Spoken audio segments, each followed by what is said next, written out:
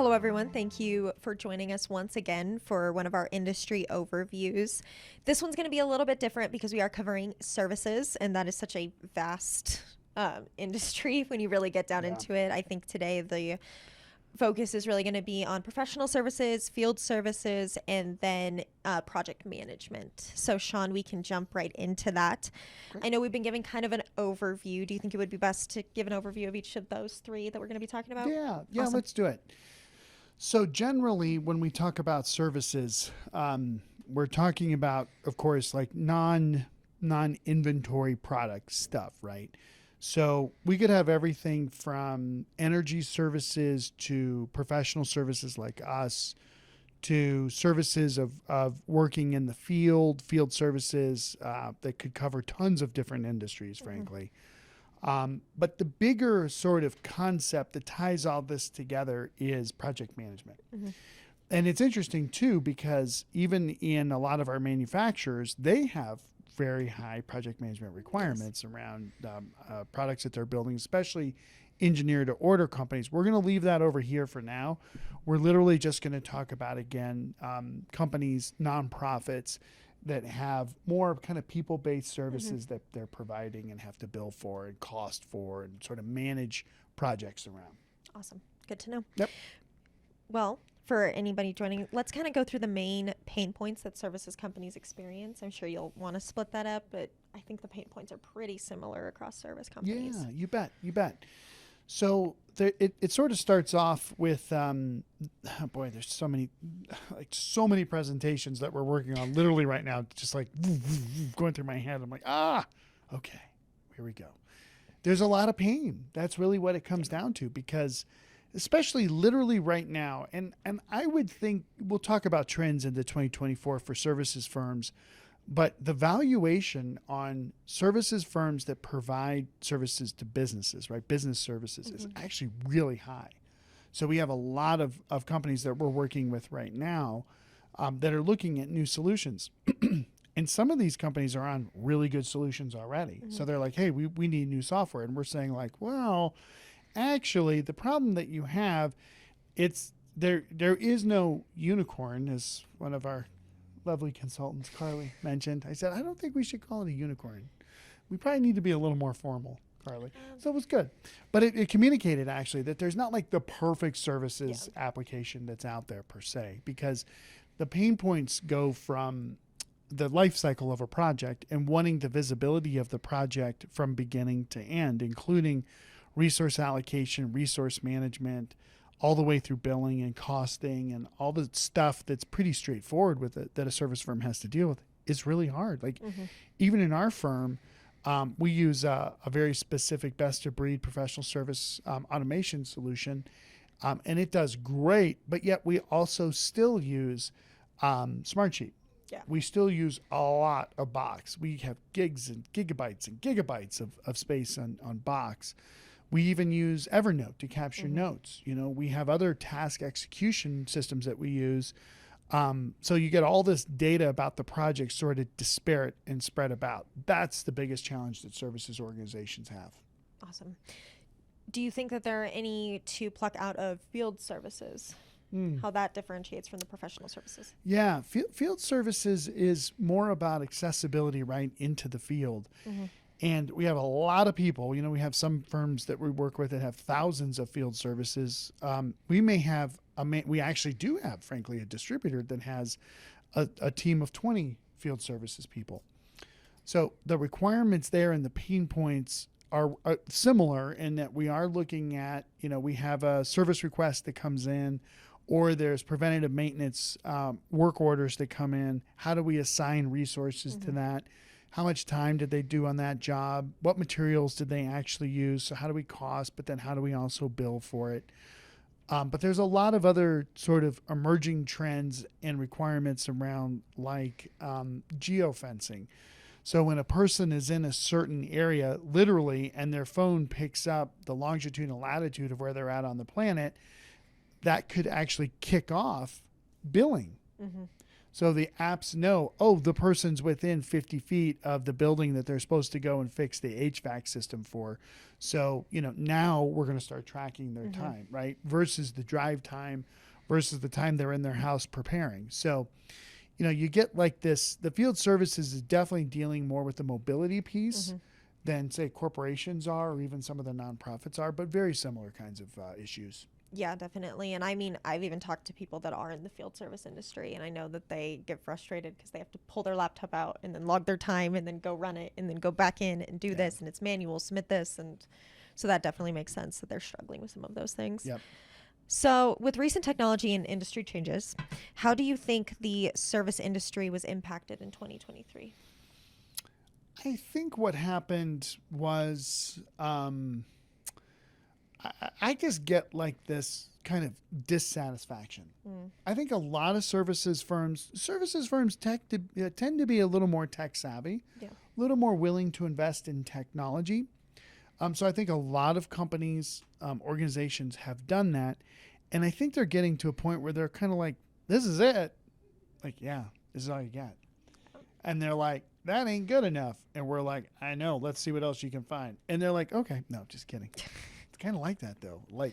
But seriously, that I do think a lot of services firms bought PSA tools, professional service automation, project portfolio management. They brought these sort of platform solutions like Basecamp, or now we've got Monday, we've got Smartsheet, we've got these platforms that they're building out work breakdown structure, project execution environments, collaboration environments on. And they're really being driven by, some key people in the organization that are sort of organically building out these monstrosities. I mean, they can really become like a custom ERP. Like we've gone into several clients and we're like, wow, that's more complex than like the ERP. Yeah. Because they are. But those tools, especially like the ones I just said, they're so flexible and they're kind of cool, so you can build out so much on that. But then you've got the risk of any custom system where what if that person leaves? Or, even for instance, for us, we use Smartsheet for tracking scores for mini demos and final demos, and we send the score sheets or the sheets out to folks to enter their scores, scorecards. And then the system, we use Smartsheet that basically sort of aggregates, does some averages, and then puts the results out in a scorecard. Well, the person who wrote that originally for us left, right? So then we had another person go in and understand it and clean it up. It's always how it usually goes. But now we sort of have this custom scorecard system, right? Hey, we should go sell that. Don't do it. That's my little warning to you out there. I know your systems are beautiful, but you're not in the business of selling software. You don't want to do that because then you have to maintain it. You got to update it. You got to certify it for different industries. You have to document it. Don't go there. But again, long story short, there's so many tools in the services industries that you can leverage for different pieces and parts. But the ultimate problem is, just like Carly said, there is no unicorn. There isn't that one app that brings everything together in a way that is so simple that you don't need to have 5 or 6 different specialists to know all these different tools. Yeah. And then it also comes to who has access to it? Who are you giving access to it? That's right. Are they allowed to go into everything? No, because if you do that, then there's going to be another problem. And then all of a sudden data's getting changed and no one knows about it. And well, or even we had one client that we had, we used the PSA solution for expense management, which is really helpful because then all your expenses go in with your hours, your billable hours, and you can see the whole, for billing and everything. But other people could see the expense reports. So you would have the CEO or the senior director's expense reports, and other people are looking at that like, wow, why did this person spend all this money on travel? They shouldn't, when I only get this much. Yeah, but if you look a little closer, the person flew around the world in a week. Yeah. You had to go to Tallahassee and back or something. So, their data security, aggregation, as well as segregation is what I'm looking for, is vital in ProServe. You don't want to put people's specific salaries in your system. No. But for costing, you kind of need to know how much each person cost, right? So there's ways of getting around that. But as as data becomes more accessible and the integrations like with payroll systems become deeper, we did have a client that was like that. They're like, no, we want actual costs in the system and we're going to prevent other users from seeing it. Well, guess what? They didn't. And other users saw it. So it can lead to some interesting conversations, especially in a pro serve firm. Oh man, where a person one day can, they can crawl out of bed, they get to their computer and they work all day, right? And then they're like, I quit at the end of the day, and then they go to bed, and then the next day they start with their new company and they walk 3 feet. Yeah. And because they were mad about something, I don't know. But so it is just a little more sensitive around data segmentation, segregation, I should say, for professional services firms. I'm glad you mentioned that. Yeah, definitely. So what's the greatest challenge service companies should look out for in 2024? And I really think the challenges for field service versus professional service, project management, they're different when you really segment them out. Yeah, I think both organizations, and if you don't say this, then you're like, you have your head so far into the ground that you shouldn't even be doing webinars and stuff. Definitely just the available talent, right? Of all of the organizations and the industries out there, the services firms are very reliant on people. Yeah. So something's different with the amount of people. It seems like everywhere you go, especially during the day, like if you're like, hey, I'm going to go get a coffee or something and you're out driving around, like there's a lot of people out here. There's a lot of people around. Yeah. Any city that I travel to, anywhere, it seems like where I've been around the country in 2023, there's a lot of people at all kinds of times throughout the day. So surprisingly, it does seem like there is a talent shortage. Everybody would agree with that across almost any kind of business, but definitely services firms. I'm talking pro serve. I'm definitely talking field services too. Yeah. So it's like, where do all those people go? Why don't we have more people? And I do think technology will help fill the void a little, right? We don't sell the stuff, as you know. We don't take a cut, we don't take kickbacks. We don't take anything. Not a drop. That's fine. But the software vendors will say, for this talent shortage, you can use our apps and that can help fill the void. And I do think that's true to a certain extent. But really what happens is the software makes the company, like, you need to be more complex. Like, it's a more sophisticated level of value that you bring when you have your basic timesheet, approval and tracking is all automated now, right? I think most services firms, field services, they've dealt with that problem. Even if it's the supervisor in the field at the end of the night who goes back to the hotel and enters all the time for the people, right? That's usually how that goes down.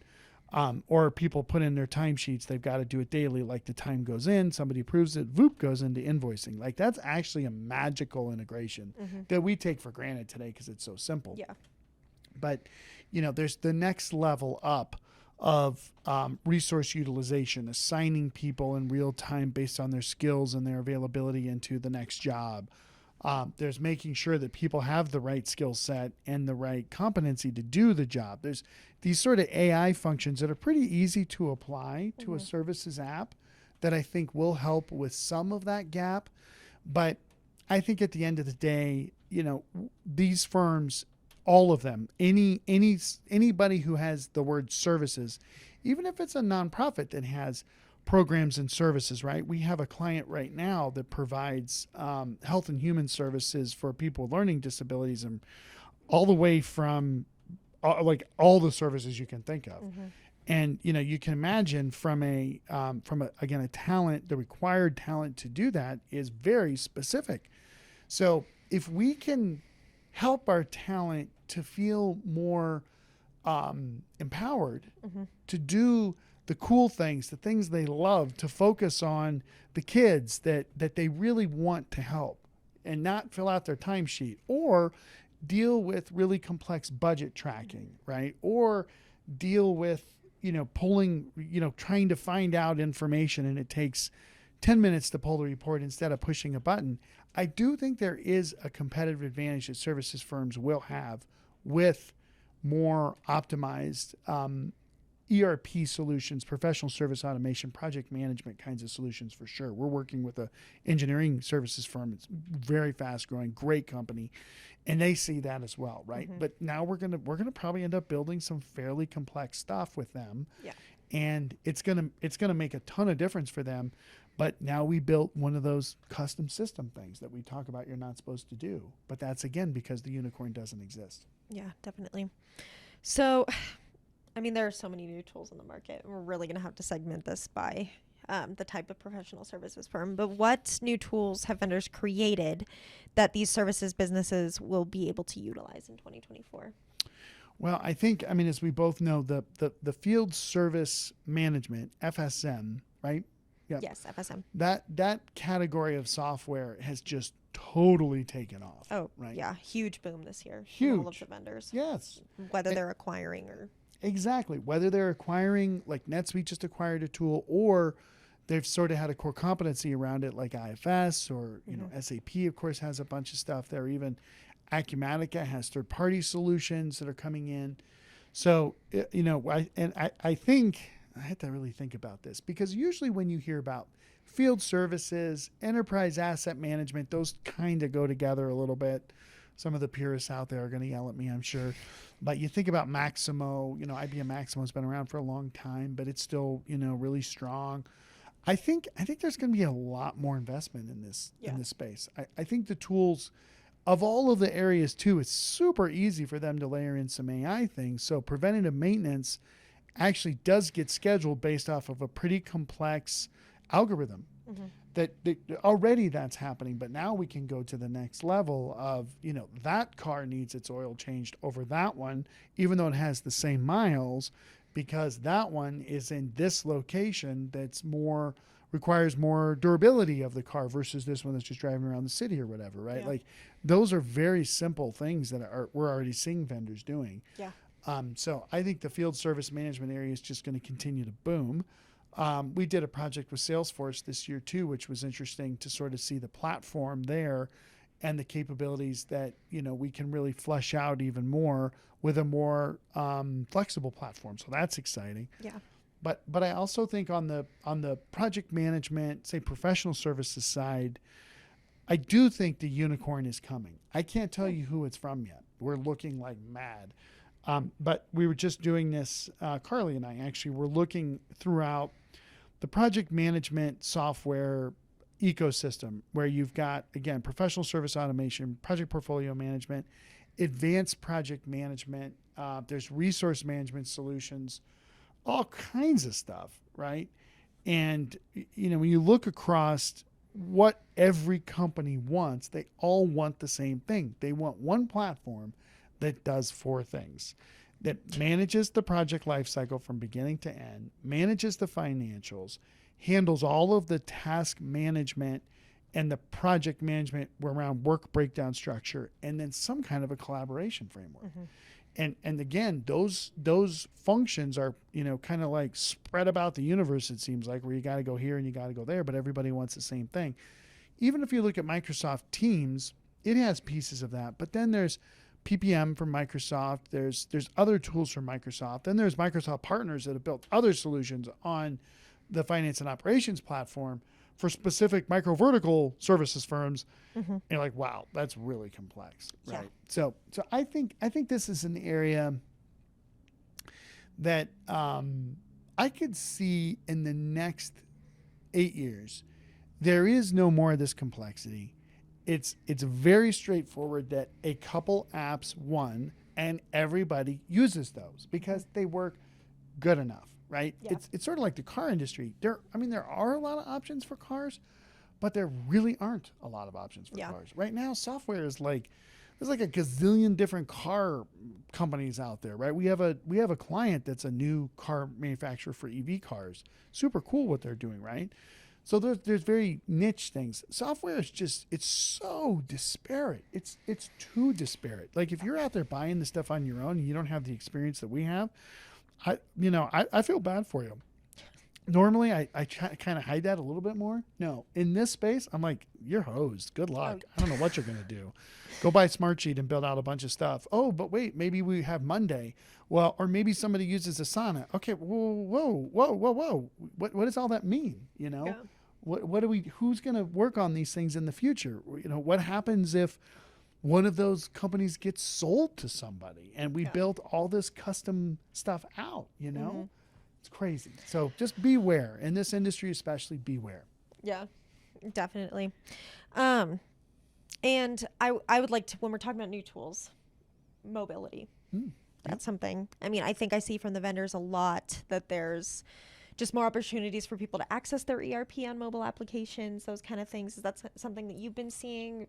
Is that newer? Is that something that's always kind of been around? Well, no, I think mobility has been around for a while, but the promise of it, I think, is kind of coming through, right? Where a person really can, especially a field services person, can run their day, not their real work, but their tracking. They can actually do it on a phone? That's true, right? You see most field services people have two phones that they carry around with them. They've got their corporate phone and then their personal phone. That's very real. Tablets in the field. I think the durability of the tablets, has gone up. So that's very real too. You talk to a trucker, and every trucker that you go into their truck, I don't really go into a lot of trucks, but it's just like the ambulance drivers, right? They all have computers and they've got tablets, they've got barcode scanners and stuff like this, so that when a trucker comes and picks up the goods, they're scanning a document, right? When that is, they're signing on it. I received this much stuff. When they drop it off, they're scanning another document. So the mobility is definitely vital across all the service providers for sure. Even for us, I don't know how many people use their phone to enter time. I really don't. I used to, but I don't anymore because I enter a lot of time. Yeah. But it is very easy, but I think the applications are going to get really more interesting into the future. Definitely. So what is the greatest opportunity for these services companies to grow? I do think of all of the industries that we've done sort of an overview on, I do think there will be more AI for automating manual tasks in services businesses. I really do think so. Even thinking to one of our larger services companies we've worked with in the last several years, their billing process was a nightmare, just a nightmare. But they had already been using RPA to scrape contract information off of an original document, sort of compare that to entries that were made for billing and make some decisions, right? But I think they're actually implementing SAP. I think they're going to take that to the next level.